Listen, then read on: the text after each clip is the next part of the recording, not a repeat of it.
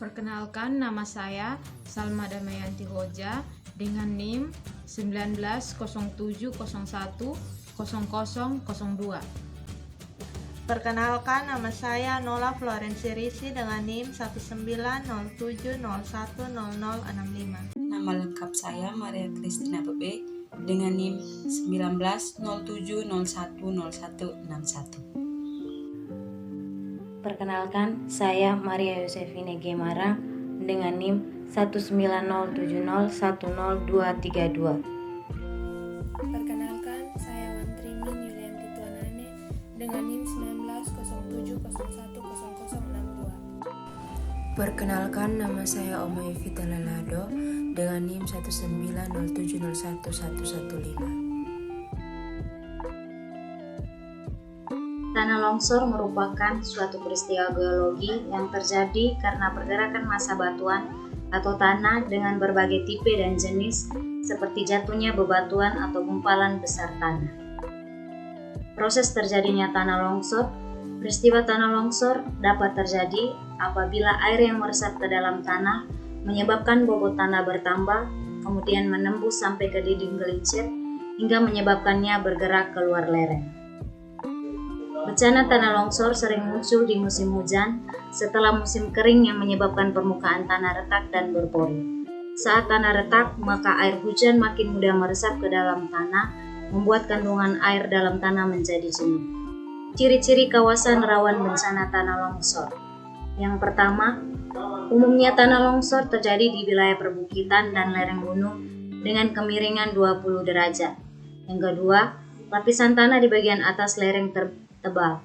Yang ketiga, lahan gundul, tidak ada pepohonan sehingga lereng terbuka. Yang keempat, terdapat retakan tanah di atas lereng dan tebing. Yang kelima, sistem saluran air yang buruk di daerah lereng. Yang keenam, ada mata air atau rembesan di tebing dan didahului oleh longsoran kecil. Yang terakhir, adanya bangunan di bagian atas tebing yang menyebabkan beban berlebihan. Jenis-jenis tanah longsor. Yang pertama, longsoran translasi, gerakan massa tanah dan batuan di tebing dengan bidang gelincir rata atau bergelombang landai. Yang kedua, longsoran rotasi, bergeraknya massa tanah dan batuan pada bidang gelincir yang berbentuk cekung. Yang ketiga, pergerakan blok, perpindahan batuan yang bergerak pada bidang gelincir yang berbentuk rata. Longsoran ini juga disebut dengan longsoran translasi blok batu. Yang keempat, runtuhan batu. Runtuhan batu terjadi ketika sejumlah besar batuan atau material lain bergerak ke bawah dengan cara jatuh bebas. Umumnya terjadi pada lereng yang terjal sehingga menggantung terutama di daerah pantai. Yang kelima, rayapan tanah. Jenis tanah longsor yang bergerak lambat. Jenis tanahnya berupa butiran kasar dan halus. Jenis tanah longsor ini hampir tidak dapat dikenali. Yang keenam, aliran bahan rombakan. Jenis tanah longsor ini terjadi ketika massa tanah bergerak didorong oleh air. Selanjutnya, saya akan menjelaskan mitigasi bencana tanah longsor. Mitigasi tanah longsor merupakan rangkaian upaya untuk mengurangi risiko dari bencana tanah longsor, baik melalui penanggulangan fisik maupun penyadaran dan peningkatan kemampuan menghadapi ancaman bencana. Upaya dan strategi penanggulangan prabencana tanah longsor. Yang pertama yaitu menghindari pembangunan pemukiman di bawah lereng. Hindari pembangunan pemukiman di bawah lereng yang rawan terjadi tanah longsor. Selanjutnya yaitu pengolahan terasering di kawasan lereng.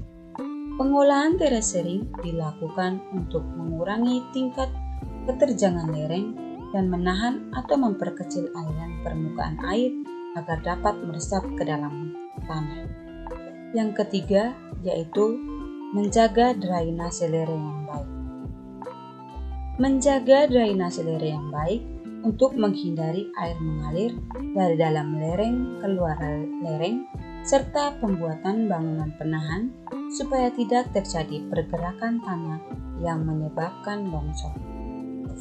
Yang keempat yaitu pohon yang mempunyai perakaran yang kuat dapat mencegah drainase air. Yang kelima yaitu relokasi daerah rawan longsor dan warning system. Relokasi daerah rawan longsor yang harus dilakukan merupakan upaya yang harus dilakukan pemerintah untuk meminimalisir kemungkinan korban baru akibat bencana tanah longsor.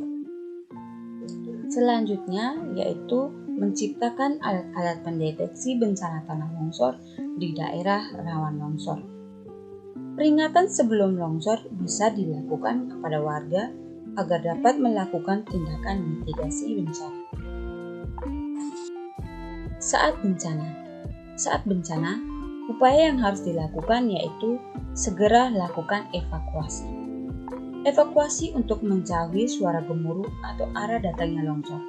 Jika mendengar sirene peringatan longsor, segera evakuasi ke arah zona evakuasi yang telah ditentukan. Selanjutnya, mewaspadai materi lain yang akan menyusul jatuh, sehingga hindari wilayah longsor karena kondisi tanah yang labil untuk mengantisipasi longsor susulan. Kesiapsiagaan tanah longsor. Saya akan tampilkan video mengenai bencana tanah longsor.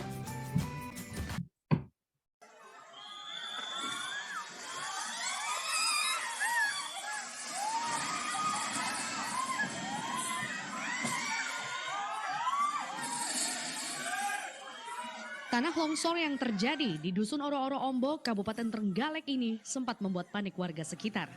Hanya beberapa saat setelah warga membersihkan desa, tebing setinggi. Yang berikut, saya akan membahas terkait kesiapsiagaan. Menurut Undang-Undang Nomor 24 Tahun 2007, kesiapsiagaan bencana dapat diartikan sebagai serangkaian kegiatan yang dilakukan untuk mengantisipasi bencana melalui langkah-langkah yang tepat guna dan berdaya guna. Tujuan utama dari kesiapsiagaan adalah mengurangi kerugian dan korban akibat bencana. Yang berikut, kesiapsiagaan yang dilakukan apabila akan terjadi bencana tanah longsor. Yang pertama, melakukan latihan evakuasi dini dan latihan kesiapsiagaan. Kesiapsiagaan bencana biasanya meliputi penyusunan rencana tanggap darurat bencana, pengebalan sistem peringatan dini, dan peningkatan kemampuan dini dalam pertolongan pertama. Peningkatan upaya kesiapsiagaan dapat dilakukan melalui latihan kesiapsiagaan. Latihan kesiapsiagaan penting karena latihan ini dapat meningkatkan kewaspadaan dan menumbuhkan budaya siaga. Adanya sikap siaga akan mengarahkan mindset kita untuk berpikir untuk siap agar selamat dari bencana yang akan terjadi. Yang kedua, melakukan uji sirine peringatan dini.